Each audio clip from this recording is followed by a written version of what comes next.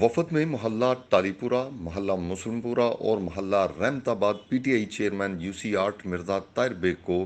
Joint secretary Punjab secretary Tehreek Insaf منتحب ہونے پر مبارکباد دیتے ہوئے وفد میں شامل چوھدری شبیر حسین، فرید، احمد، باجوہ، تنویر، بھٹی، غلام، مصطفے، چوھدری شبیر، سلیم،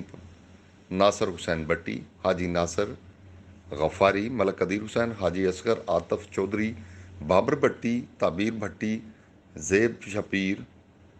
4 انچ گیس پائپ لائن، گلیوں کی تعمیر اور دیگر مسائل زیر بحث آئے۔ گیس کا مسئلہ ترجیحی بنیادوں پر حل کروانے پر